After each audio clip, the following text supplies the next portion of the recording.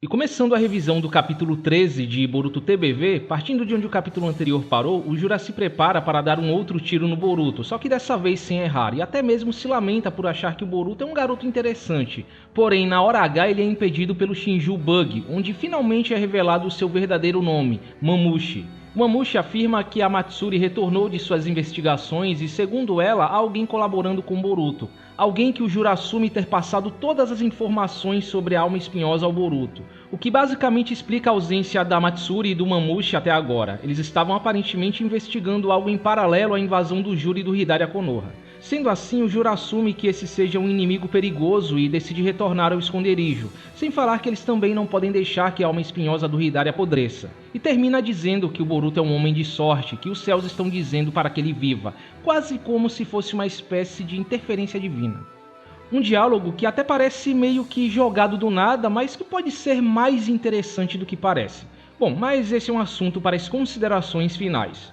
Voltando para Boruto e Konoha, enquanto perde a consciência, o Boruto tem um flashback da época em que ele ainda estava foragido, sendo perseguido por alguns ninjas de Suna, aparentemente não muito tempo depois da luta contra o Kodo. Até que de repente, um dos sapos do Kashinkode aparece para ele avisando que ele estava cercado. Sendo assim, após deixar claro que ele não era um inimigo, o sapo convence o Boruto a escapar dali com sua ajuda. E o Boruto é teleportado com um Kutiuzi através do sapo até o Kashinkode, onde acontece o primeiro encontro entre eles como aliados. O Koji começa tranquilizando o Boruto, explicando que eles estavam num esconderijo abandonado do Orochimaru, um esconderijo que ficava nos arredores do País do Vento e que até mesmo tinha colocado um genjutsu que deixava as entradas ainda menos chamativas, deixando eles bem difíceis de serem encontrados.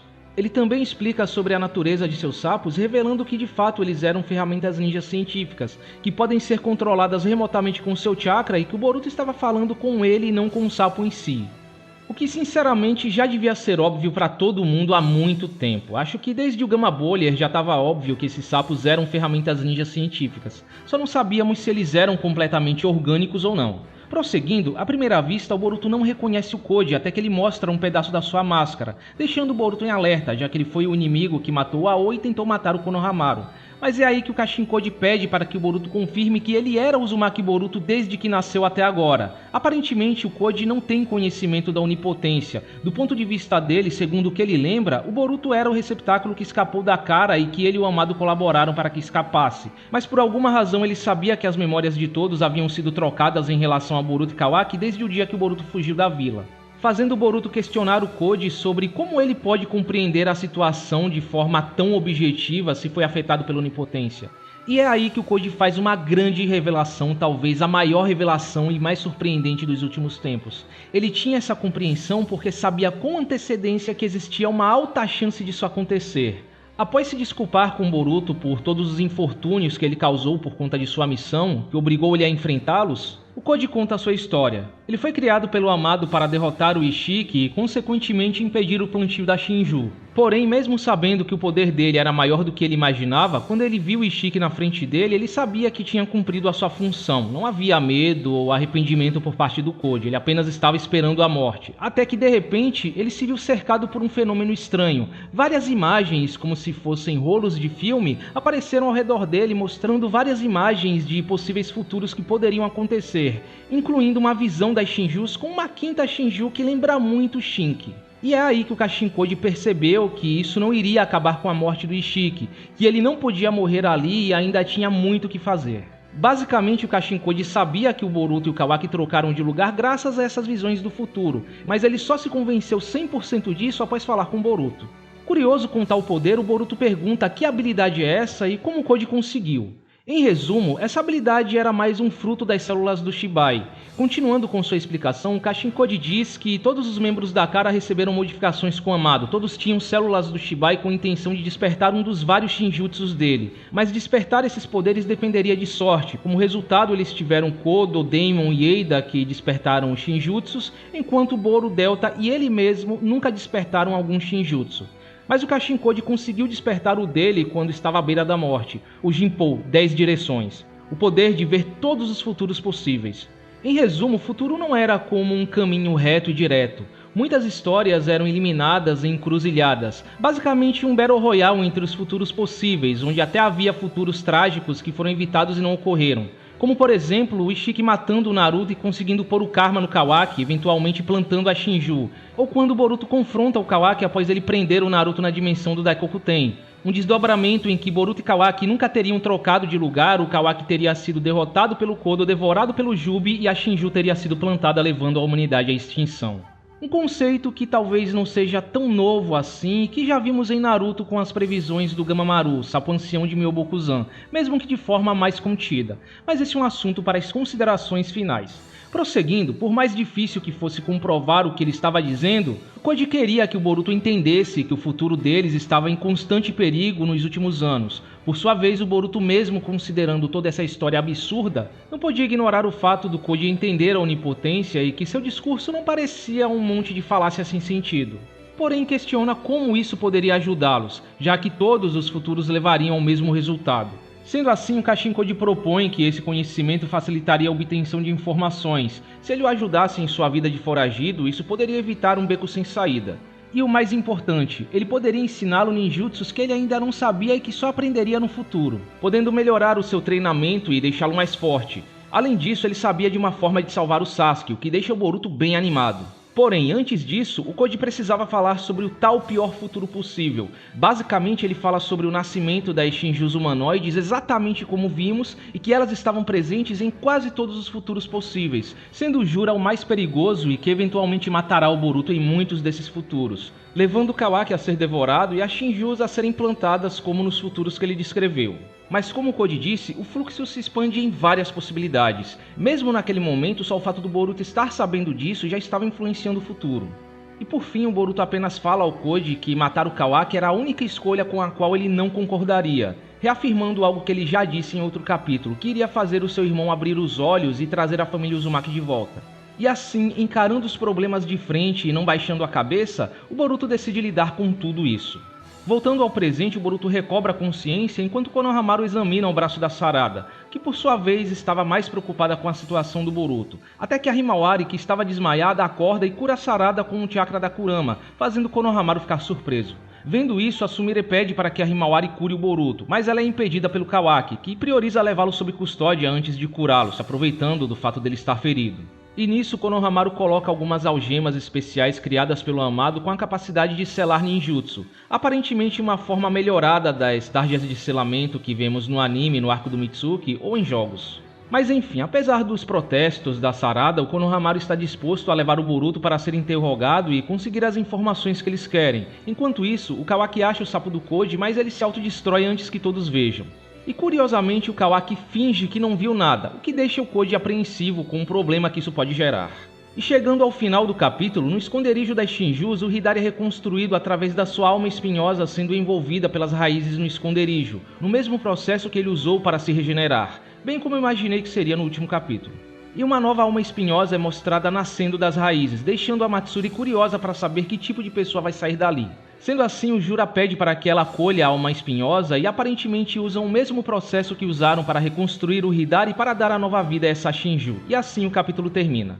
Agora, indo para as considerações finais, em geral esse aqui era o capítulo que precisávamos depois de uma fase tão frenética, com uma luta atrás da outra no primeiro ano de Boruto TBV. Bem como eu previ na revisão passada, esse aqui é o momento para o mangá dar uma respirada e se focar em construção da trama. Uma baita construção, diga-se de passagem. O capítulo conseguiu responder quase todas as questões pendentes que surgiram desde o começo de Boruto TBV e abrir um leque enorme de possibilidades e enredos possíveis. Esse capítulo é apenas a prova de que não precisa haver ação e luta o tempo todo para o capítulo ser interessante e bem recebido pela fanbase. É um capítulo que eu comparo ao 75 com facilidade. Sem dúvidas, um dos melhores capítulos que Boruto teve até agora. Senti que esse aqui foi um capítulo com um ótimo ritmo para os padrões de Boruto, o espaço foi muito bem utilizado, indo direto ao ponto, a maioria das páginas não foram usadas para informações redundantes e diálogos desnecessários. O diálogo entre Boruto e Koji fluiu muito bem, a forma como Boruto foi convencido disso tudo foi bem natural, sem as forçações ou exageros que normalmente se espera numa revelação como essa. A arte foi bem consistente, mesmo que para um capítulo mais parado. Acho que desde o começo de TBV o Ikemoto vem melhorando nesse sentido. Não vejo mais tantos problemas com ângulos e proporções como tinha em NNG. Parece até que o Boruto é facilmente o personagem mais bem desenhado do mangá até agora. Dá até pra dizer que o Ikemoto gosta de desenhá-lo. Eu gostaria de ver mais esse Boruto de cabelo comprido fazendo uma referência ao Sasuke, até prefiro esse design ao atual. Não vejo nenhum problema no discípulo ter características que lembram seu mestre ou alguém que ele admira. Isso já é algo bem recorrente no universo de Naruto. Vemos isso entre Lee Gai, Minato Jiraiya, e em Boruto, além do Boruto, temos o Hulk que se inspira no Kakashi ou Yurui que se inspira no Killer Bee. Sem falar que a proposta de vários personagens de Boruto é justamente serem uma espécie de mistura das características de seus pais ou mestres, que em alguns casos até criam personagens completamente novos e únicos. Parte da identidade do Boruto é justamente ser uma mistura entre o que há de melhor no Sasuke e no Naruto em um único personagem. Ele tem a genialidade, seriedade e senso de dever do Sasuke e a personalidade, coragem e força de vontade para nunca desistir apesar das adversidades do Naruto. E isso foi estabelecido ainda no começo da obra, lá no filme do Boruto. E só está sendo reforçado agora com o Boruto numa situação parecida com o Naruto, sendo odiado por todos e tendo que reconquistar a confiança que perdeu, ao mesmo tempo que age de maneira fria e pragmática como seu mestre para lidar com a ameaça atual. Tanto que nos capítulos 1 e 2, o Naruto acha que o Boruto era parecido com o Sasuke, enquanto o Sasuke acha que o Boruto era parecido com o Naruto. Isso está presente até nesse capítulo, onde podemos ver as duas facetas do Boruto. O Boruto cheio de esperança, mostrando suas emoções, ainda querendo salvar o seu irmão e assumindo todos os problemas para si, e o Boruto sério centrado em sua missão. O Kishimoto nunca negou essa intenção quanto ao Boruto, da mesma forma que a Sarada tem um pouco do Sasuke, da Sakura e até da Karin, seja em design, técnicas ou personalidade. E tudo bem.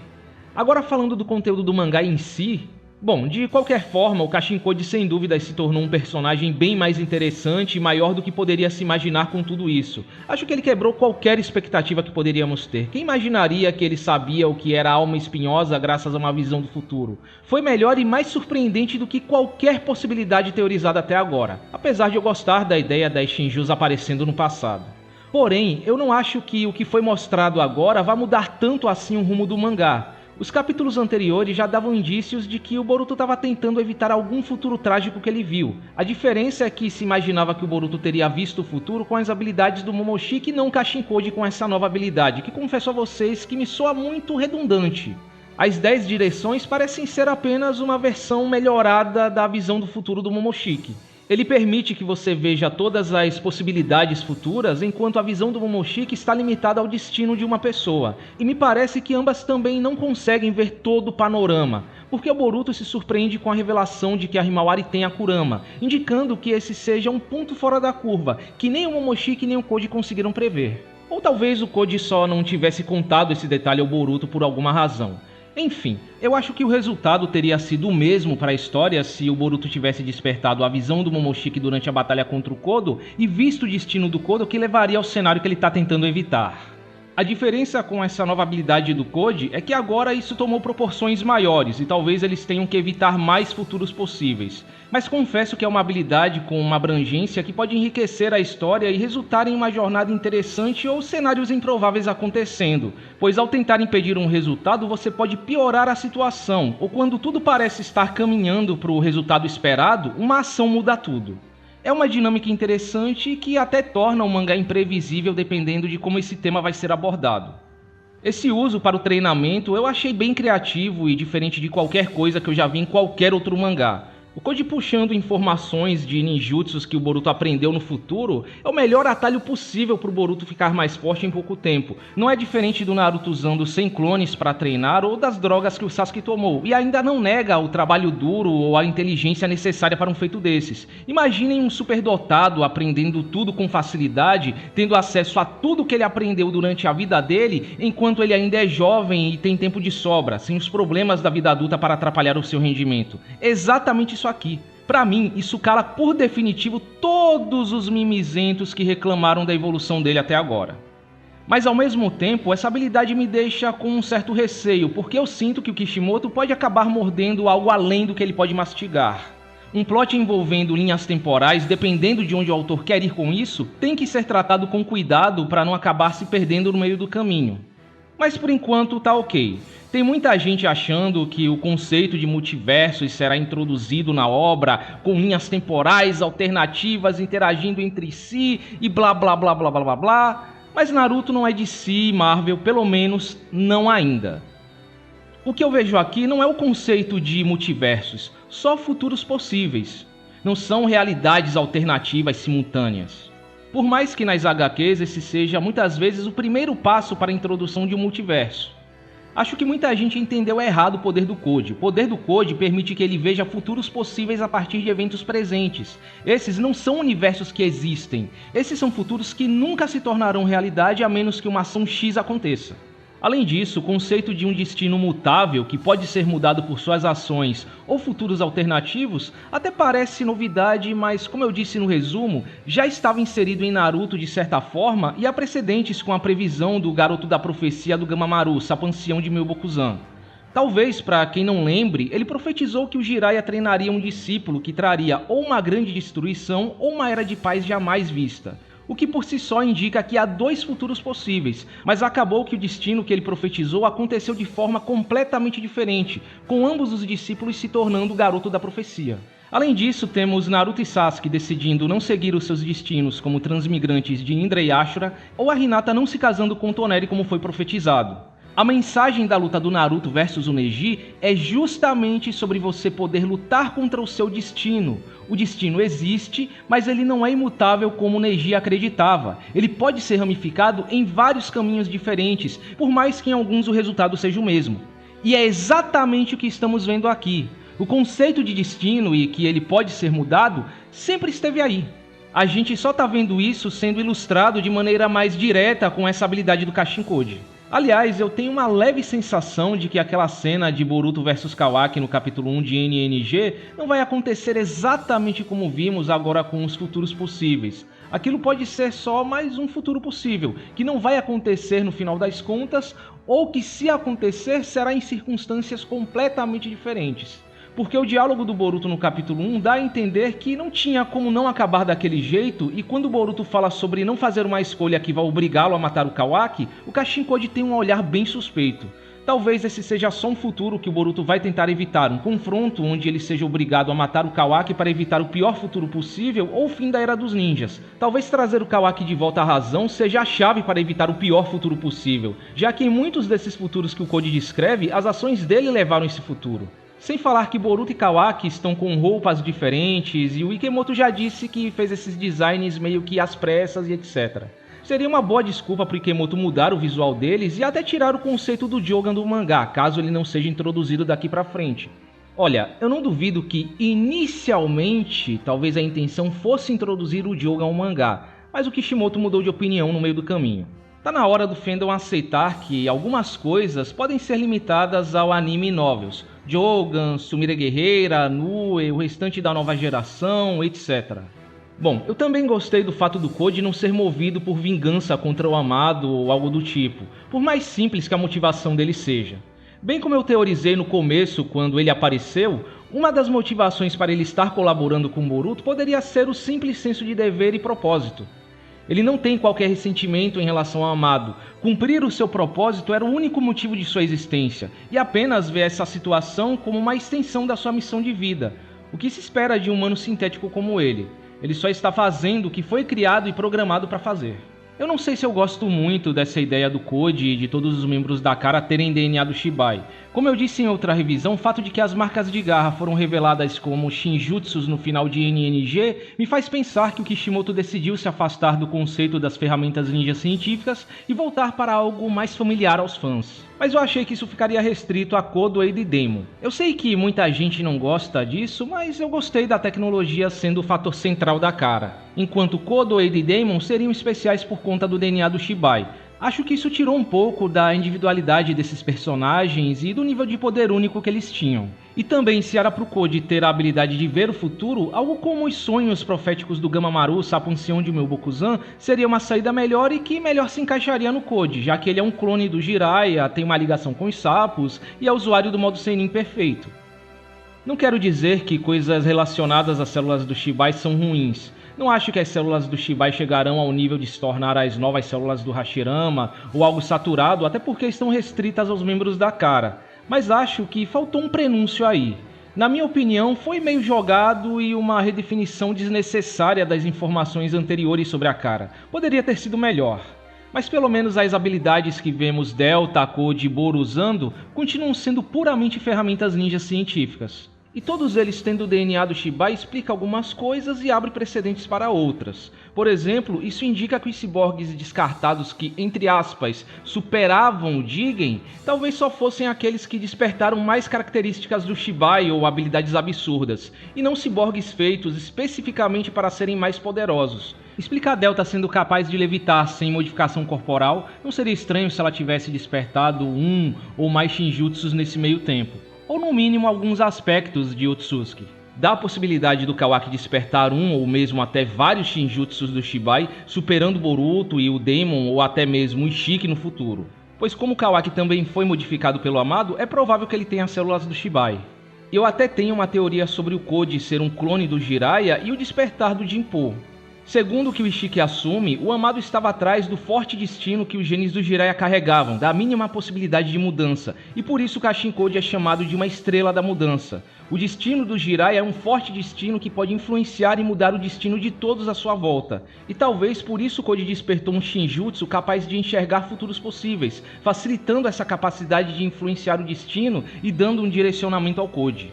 Talvez despertar os Shinjutsus não seja algo tão aleatório quanto o Amado deu a entender, e tenha algo a ver com alguma característica de quem recebe as células do Shibai, despertando uma ou mais habilidades que combinam com o usuário. O que também implica no Amado ter esse cenário planejado desde o começo. Aí eu pergunto, estaria alguém puxando as cordas por trás das cortinas? Será que o Jura disse foi apenas uma frase solta? Ou o próprio Shibai poderia estar ajudando o Boruto direta ou indiretamente por alguma razão? A volta da Kurama na Himawari, até pela forma como a Kurama renasceu meio que do nada, algo que nem ela entendeu direito, tá me soando muito como algum tipo de intervenção divina. Talvez a previsão do Momoshiki sobre o Naruto não conseguir passar o poder da Kurama para a próxima geração não estivesse tão errada e o Boruto se surpreendeu ao saber que a Himawari tem a Kurama, porque isso não era para acontecer em qualquer futuro possível. Diria que a teoria do Amado ser o Shibai, ou no mínimo um avatar do Shibai, que é uma teoria que eu gosto, mas que parece meio distante e improvável até agora, tá fazendo mais sentido a cada dia. Tudo isso pode ser um roteiro feito pelo Amado, como o Shikamaru suspeitava, e a cada dia, a cada capítulo, isso fica mais evidente. Inclusive, a confirmação de que o Shibai é um Otsutsuki ancestral faz cair por terra todas as possibilidades dele ser um dos Otsutsukis da dupla misteriosa no mural da dimensão do Jubi, e reforça o que eu sugeri na revisão do capítulo 75, a possibilidade dele ser um ancestral dos Otsutskis atuais, o que faz todo sentido visto que o nome Shibai pode ser uma referência a Kamishibai, um método de contar histórias, e os Otsutskis atuais são baseados em personagens de contos japoneses. Quanto às Shinjus, esse finalzinho foi curto, mas trouxe mais detalhes que falam mais sobre as Shinjus do que parece. Bom, como eu tinha imaginado, era muito cedo para o Hidari simplesmente morrer agora. Acho que era meio óbvio que ele iria voltar, até porque acho que a Sarada ainda precisa de alguma luta digna contra ele. Mas talvez o detalhe mais importante que esse trecho das Shinjus mostrou são as raízes no esconderijo. Afinal, de onde elas vêm? Por que as Shinjus estão ligadas a elas?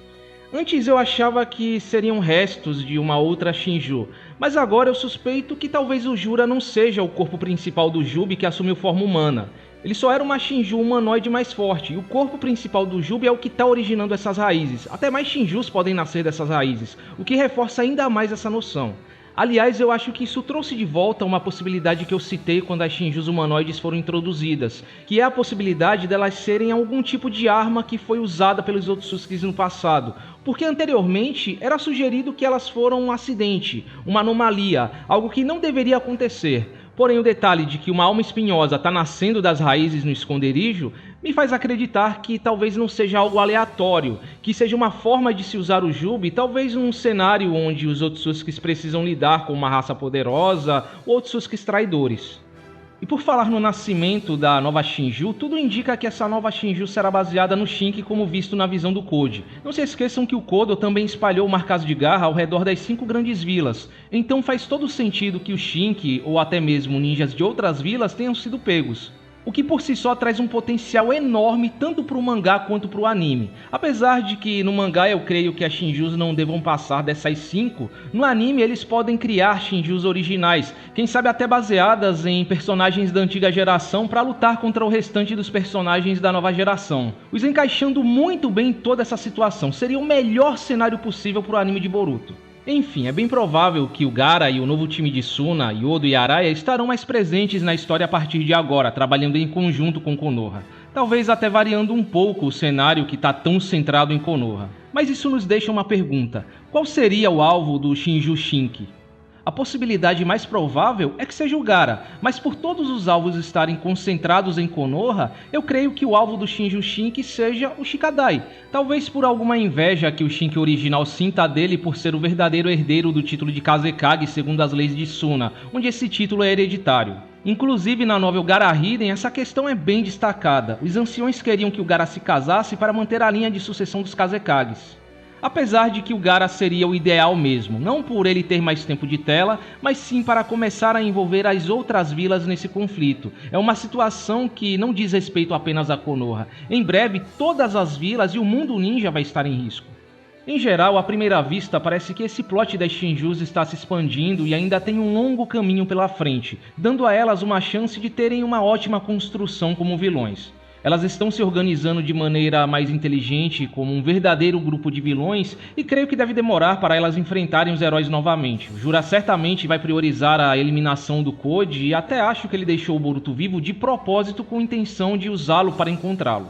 O que está fazendo muitos acreditarem que o mangá pode passar e muito dos 30 volumes esperados. Mas do meu ponto de vista, me baseando na experiência que eu tenho, a história pode até parecer que tem fôlego para continuar, quando na realidade ela pode estar entrando em seu arco final. As Shinjus em especial neste capítulo passaram muito a vibe de que a história está rumando para o seu final e que o Jura pode ser o boss final. E essa noção é reforçada pelas previsões do Code. O pior futuro possível é o Jura matando Boruto e se alimentando do Kawaki, acabando assim com o mundo, sem qualquer menção a Otsutsuki. Por isso eu tô começando a acreditar que não veremos nenhum Otsutsuki do ramo principal ou daqueles do mural até que a obra termine. Como eu já disse no meu vídeo mais recente de teorias, pode ser que todo o plot dos Otsutsukis fique pro anime enquanto no mangá o clã estará tecnicamente extinto. As ameaças atuais seriam só os fragmentos do que os últimos membros do clã deixaram para trás, e é isso. Claro, eu não descarto o envolvimento direto do Shibai ou até mesmo que novos Otsutsukis nasçam, como por exemplo o Kodo realizando seu objetivo e se tornando um Otsutsuki no processo. Até porque eu não duvido que a Shinju seja plantada no final das contas, só que não na Terra. Eu acho que eu já devo ter dito isso em alguma revisão, porque pensem comigo. Se obviamente Boruto e Kawaki não vão morrer, o que impede a Akebi, que o amado quer ressuscitar, de ser usada como sacrifício e a Shinju ser plantada naquela dimensão onde o Ishiki morreu, que por coincidência é a única dimensão com vida que vimos até agora? Não acho que aquela dimensão foi introduzida à toa. Um cenário onde alguma Shinju consiga devorar a Akebi após ela ter ressuscitado, pois nesse ponto Boruto e Kawaki estarão acima das Shinjus, e o Boruto consiga teleportar a Shinju antes de enraizar para essa dimensão, quem sabe num movimento desesperado, onde a Shinju iria consumir os dados daquele mundo, incluindo os dados do Ishiki que morreu lá, e o Kodo iria se aproveitar da situação para roubar o fruto de chakra no final, para mim é altamente possível, ainda mais depois do que foi revelado aqui. O Code quase dá a entender que essa Shinju sendo plantada é um destino quase imutável em maioria dos futuros que ele viu. Por último, quanto às minhas expectativas para o próximo capítulo, acho que não tem muito segredo. O próximo capítulo deve se focar no Boruto sendo detido pela vila, interrogado, em como o alto escalão vai lidar com essa situação e talvez no próximo movimento do Jura e das Shinjus com o nascimento do novo membro. Agora eu só quero entender por que o Kawaki escondeu que encontrou um sapo do Code. Por que esconder essa informação beneficia ele? Algo me diz que ele quer entender por que o Boruto está trabalhando com o Code. e quem sabe até fazer uma aliança temporária com Boruto, dependendo do que ele vai descobrir. Até porque o Kawaki sabe que não tem chances contra o Jura sozinho. A forma como ele trata o Boruto em comparação a como ele tratou quando ele tentou confrontá-lo já diz muito sobre as intenções dele. Porque se ele quisesse matar o Boruto agora, esse seria o melhor momento e não há ninguém ali que possa impedi-lo. Bom, então é isso. Espero que tenham gostado da revisão e nos vemos no próximo vídeo.